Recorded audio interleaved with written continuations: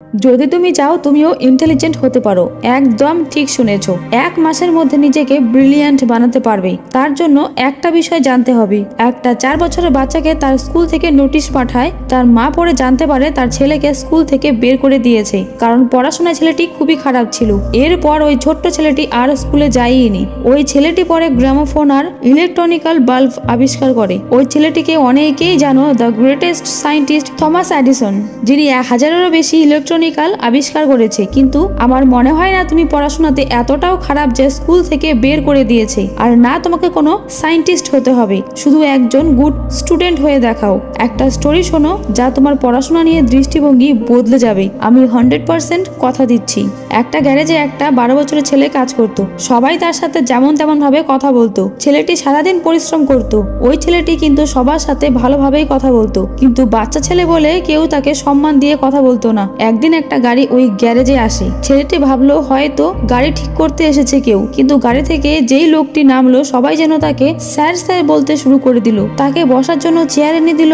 আপনি আজ্ঞা বলে কথা বলতে লাগলো, সম্মান দিতে লাগলো। সবাই কি খাবে জিজ্ঞেসও করলো। গ্যারেজে কাজ করতে থাকা 12 বছরের ছেলেটি খুব অবাক হয়ে গেল। আমি সারাদিন না খেয়ে কাজ করলেও কেউ খবর নেয় না। আমি সারাদিন এত কাজ করি তাও কেউ আমাকে এত সম্মান দিয়ে কথা বলে না। আর ওই লোকটা তো 10 সেকেন্ড এসে বসেছে, সবাই তাকে এত সম্মান দিচ্ছে। সে তার গ্যারেজের মালিককে জিজ্ঞেস করলো উনি কে। তার মালিক তাকে বলে সেটা জেনে তুই কি করবি, যা কাজ কর গিয়ে। ছেলেটি আবার জিজ্ঞেস করে। মালিক বলে উনি হলেন এই শহরের ম্যাজিস্ট্রেট, আমাদের গ্যারেজের পাশে নতুন স্কুল উদ্বোধন করতে এসেছে। ছেলেটি বলে ম্যাজিস্ট্রেট কি? গ্যারেজের মালিক তাকে বলে তোর এত সব জেনে কি হবে, তুই কি এত পড়াশোনা করতে পারবি? এর জন্য অনেক পড়াশোনা করতে হয়, অনেক পরিশ্রম করতে হয়। সঠিক সময়ে তোর মতো পড়াশোনায় ফাঁকি দিলে এইরকম গ্যারেজেই কাজ করতে হবে। দিনের পর দিন রাতের পর রাত জেগে বই পড়তে হবে। চাঁদ সূর্য তারা বন্ধু বান্ধব আত্মীয় স্বজন কোনো ফাংশন কোনো ওকেশন কোনো কিছুরই খবর রাখা যাবে না। কোনো কিছুরই খবর না রেখেই বই পড়তে হবে। তুই এত কিছু জেনে কি করবি শুনি? সেদিনের পর থেকে ছেলেটির জীবনে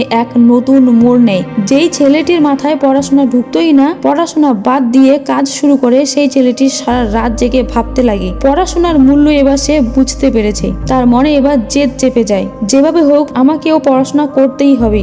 আমিও চাই আমাকে সবাই সম্মান করবে, আমাকেও ঠিক ওই অফিসারের মতোই সম্মান অর্জন করতে হবে। মানুষের জীবনে বাঁচার জন্য প্রয়োজন পোশাক, থাকার জায়গা আর খাবার, কিন্তু এসব রাস্তায় থাকা ভারসাম্যহীন ব্যক্তিরাও পায়। আর নেশাগ্রস্ত মানুষরাও কোনো না কোনো ভাবে এইসবের জোগাড় ঠিক করেই ফেলে। কিন্তু সম্মান সেটা অর্জন করতে হয়, শুধু পরিশ্রম দিয়ে হয় না। যদি তাই হতো তাহলে কৃষক আর লেবারাই সমাজে সব থেকে বেশি সম্মান পেত। হ্যাঁ, তোমার মধ্যেও মেধাবী শক্তি আছে, সেটা হলো তোমার ইচ্ছা শক্তি।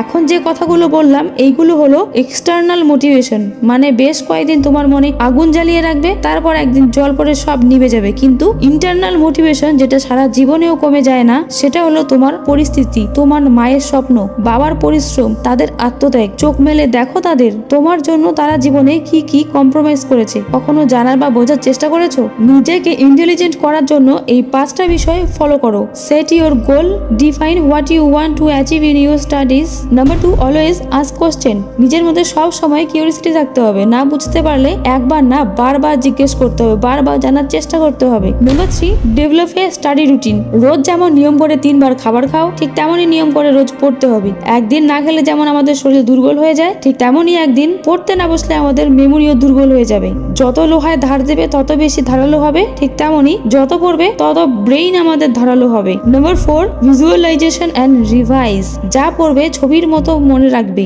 যেন তোমার চোখের সামনে সব ভাসছে। আর রোজ কি পড়লে তা কিছুটা সময় বের করে পুনরায় আবার মনে করো। Number 5, learn from mistake. তুমি ভুল করো, হ্যাঁ ঠিক শুনেছো, কিন্তু সেটা ভুল করে যেন ভুল হয়, ইচ্ছাকৃত বা জেনে শুনে নয়। ভুল করলেই ঠিকটা শিখবে। একসঙ্গে মাল্টিটাস্ক কখনো করবে না। আর পড়ার সময় যত পারবে মোবাইলটাকে দূরে রাখবে, না হলে বারবার ডিস্ট্রাক্ট হবে। মোবাইলকে সবসময় পড়ার সময় অন্য রুমে রেখে দাও। তুমিও যদি মোবাইল ফোনের অ্যাডিক্টেড আর এই অ্যাডিকশন কমাতে চাও তাহলে এই ভিডিওটা একবার দেখে নিও, শিওর তোমার অ্যাডিকশন কমে যাবে।